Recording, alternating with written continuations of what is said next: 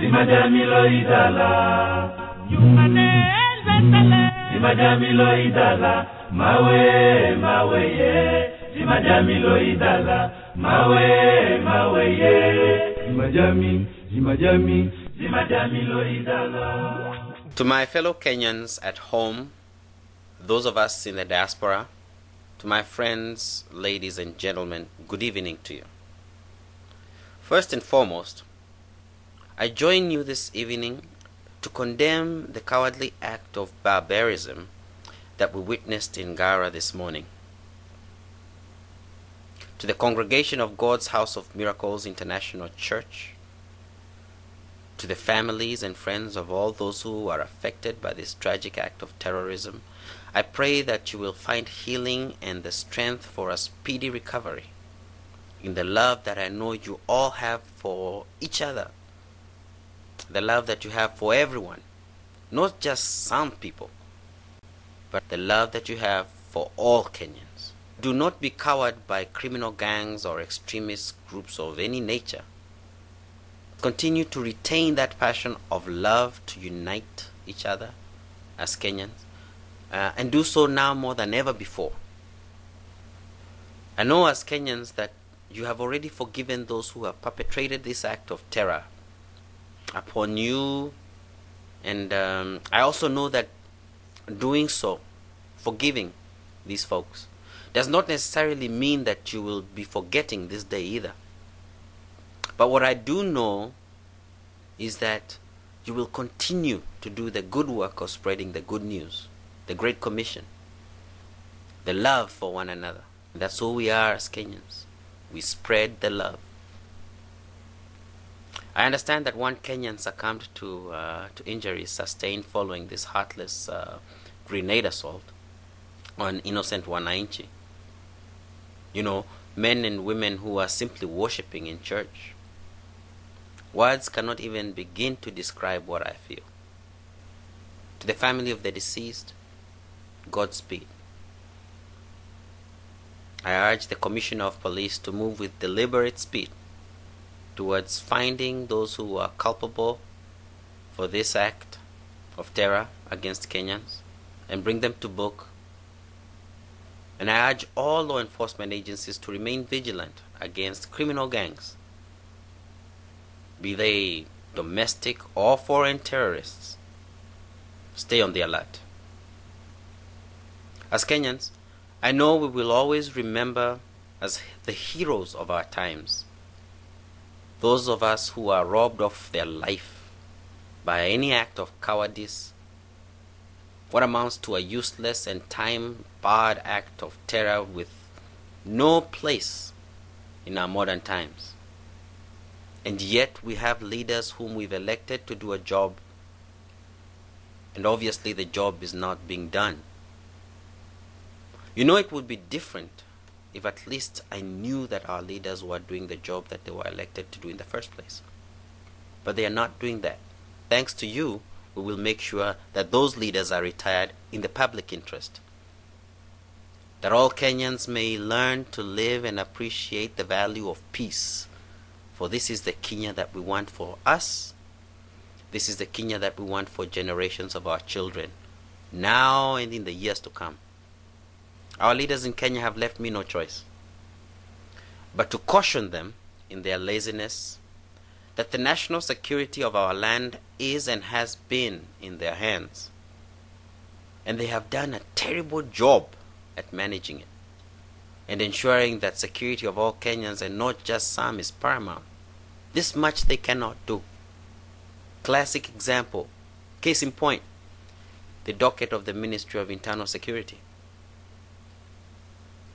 As your prospective fourth President and Commander-in-Chief, I believe it is my obligation and my duty to urge you all to demand from our leaders that they pay a very close attention to the jobs for which you have elected them to perform. It is time we sounded the clarion call as Kenyans that their time is up. And yes, indeed, their time is up. You know, my fellow Kenyans, inasmuch as I feel deeply that politicians must not, use scenes of acts of terror as staging grounds for their platforms, I am very much compelled by the gross dereliction of duty to speak to all of you today. Call your leaders in their offices, swamp their Facebook pages or Twitter accounts with messages that ought to be saying that you need to be working for me. Ask them, challenge them. Right now, not yesterday, not tomorrow, but right now. Right now, every Kenyan deserves to live in peace. Why are Kenyans dying from politically motivated violence and banditry in Isiolo, Tondonyang, elsewhere in Nairobi? As a matter of fact, throughout the country, the crime rate is, gone berserk. Why? Every Kenyan must be resolute to our leaders to return to their respective jobs and perform their respective jobs as per their constitutional mandates for them to perform those jobs. Leaders must know this. They must be made to understand this. And I urge all of you as Kenyans to urge our leaders to return to their jobs. These things matter, and we need to inform our leaders that they do. Members of Parliament and ministers must get back to work. It is their chance to have their legacy right now, as little time as they have left. Because I know they are not getting your vote again. That much I know, I'm sure. They want to get your vote to do what? To do a lot of nothing. As a Minister for Internal Security, Honorable George Saitoti wants your vote to become the next president of this great republic.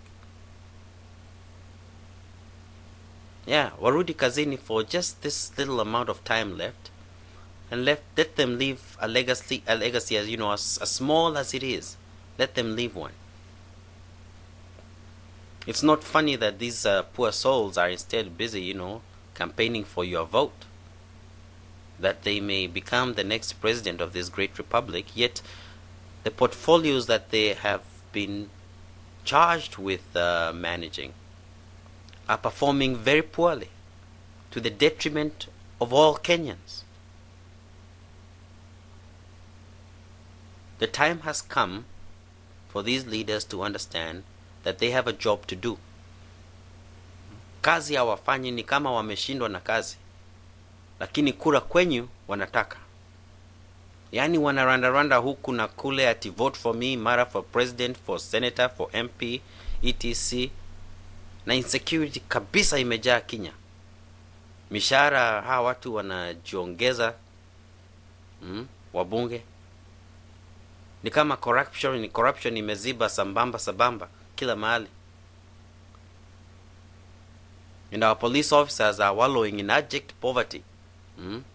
Their plight is serious because their plight is a national security issue. And you wonder how grenades and other explosive ordinances find their way to our cities? It is true that our law enforcement officers lack the tools and the resources necessary to do their job right.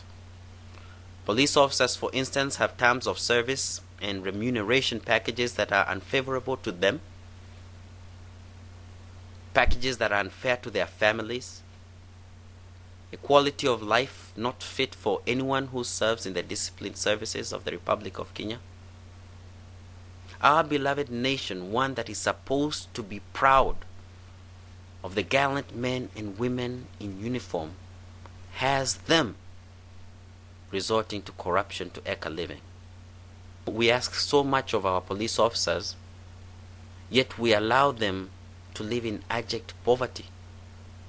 Just take a trip to the police lines across the country. I will prove to you that our officers are in want. They are in need of leaders who can direct the sort of policy that will uplift their welfare and their well-being. What irks me, my fellow Kenyans, is that we ask of our officers to enjoy their jobs and relax in the knowledge that at any one time they can be called upon to sacrifice themselves for the sake of the nation in the line of duty. At any one time, any one moment, they can be called upon to do this. Yet our leaders have them resorting to corruption. We must never tolerate corruption within the disciplined services, but we cannot sow the seeds for it to grow either. By encouraging corruption in parliament, by encouraging corruption in the cabinet, leaders by extension have encouraged the impoverishment of our officers, and their resort to corruption themselves must not be blamed on them, but on the culture and the society that our own leaders have created. So the problem needs to be fixed from the top first, coming down, not the other way up. You know, what is more sad is that majority of our leaders themselves, and I'm talking about these ministers, members of parliament, civic leaders and others in the executive, the legislature and whatnot, until recently the judiciary, but thank God we have a Chief Justice that knows what he's doing, who is willing to fight corruption. These leaders have been corrupt to Kenya, and they have been so corrupt that they are actually terrorists themselves. So I'm asking, what examples are our leaders to their junior officers?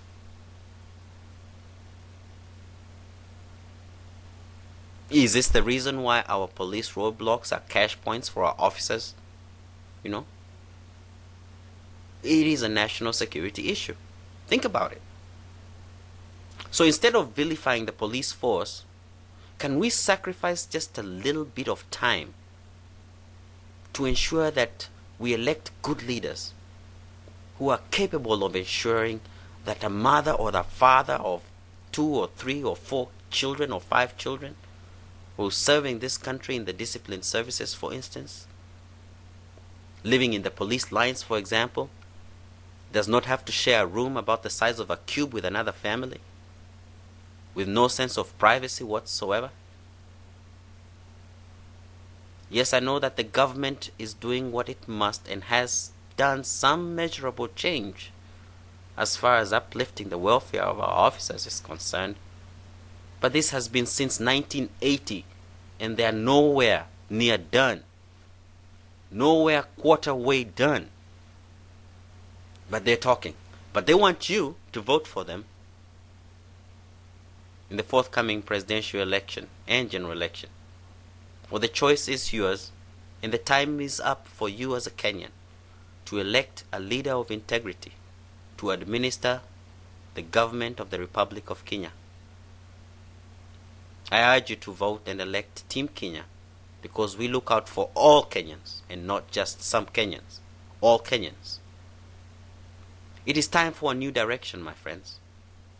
Right now is a time for us as Kenyans to perfect the skill set of our workforce so that we can have a workforce for the future.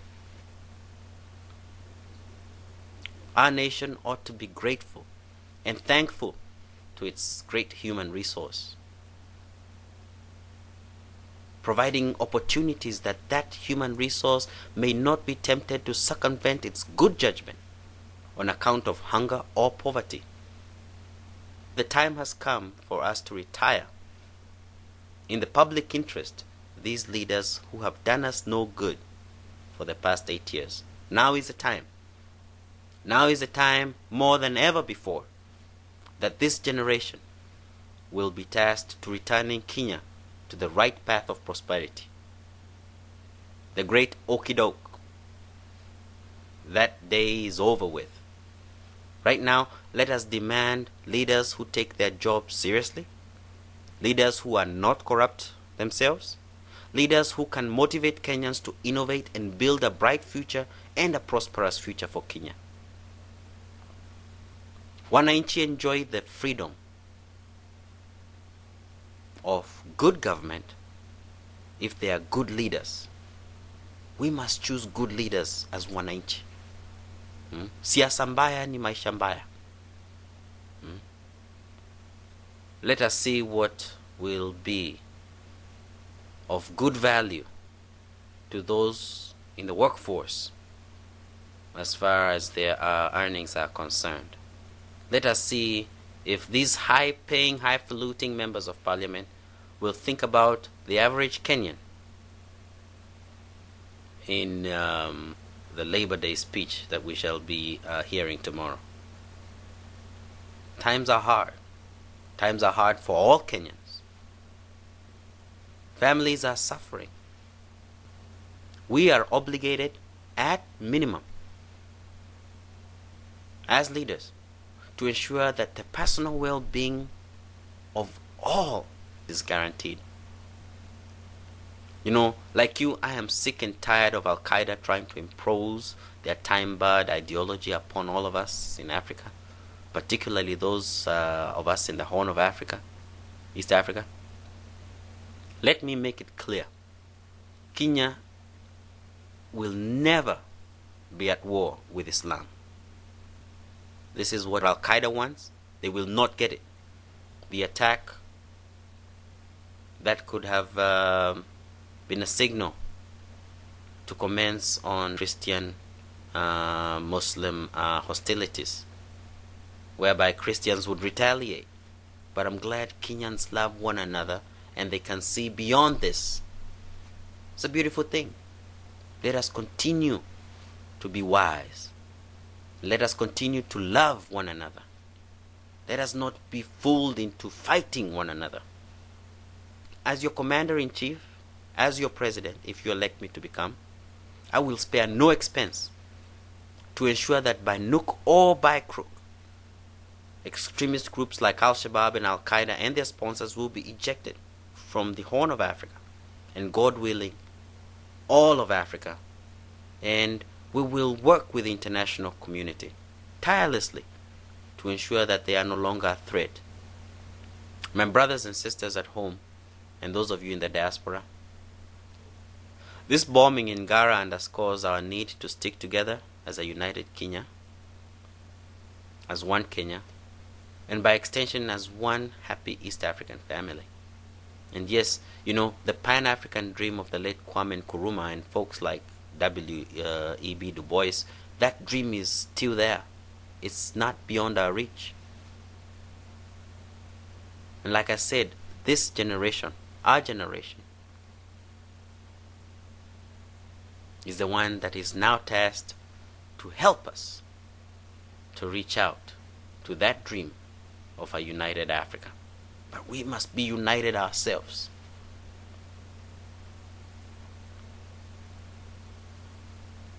Let us respond to a call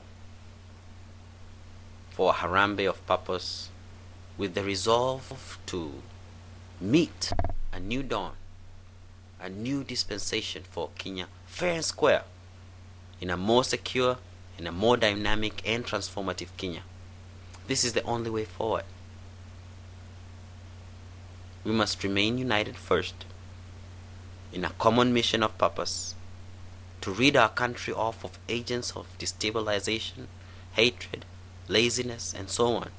This must remain a mission. It must remain an imperative for each Kenyan. But we start first by electing good leadership. Yeah, we have an election coming up. So let us operationalize our quest to have leaders of integrity for Kenya.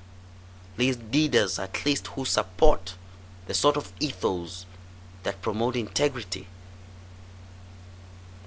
with measurable outcomes that we can quantify, that we may have excellence at every turn of our elections for a more prosperous Kenya.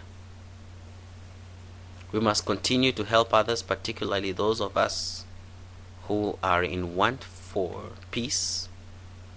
Like I said, we have Kenyans living in fear in Isiolo, in the northern frontier districts.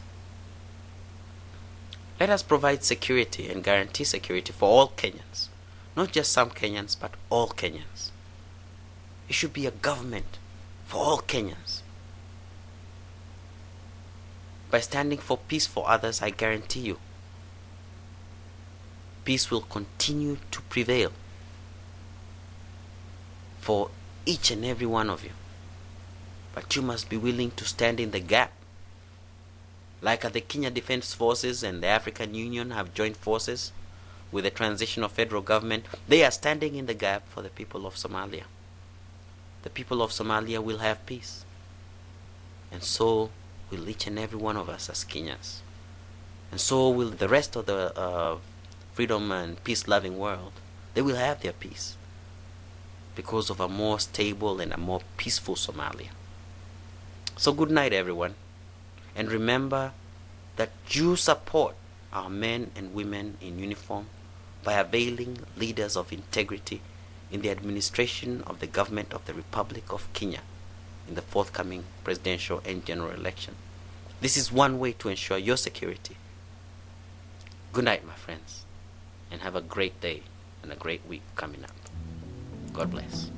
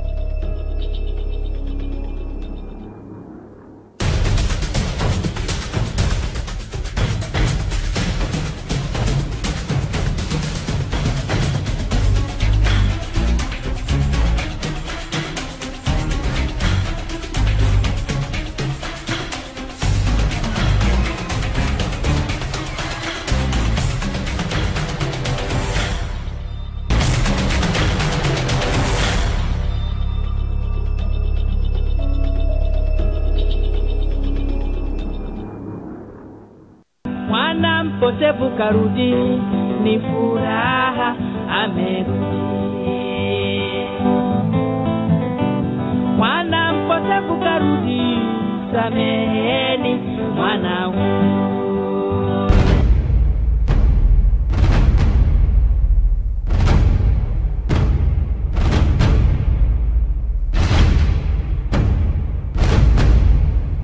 Something tells me there will be somebody that most of you people don't know is going to be our president next year.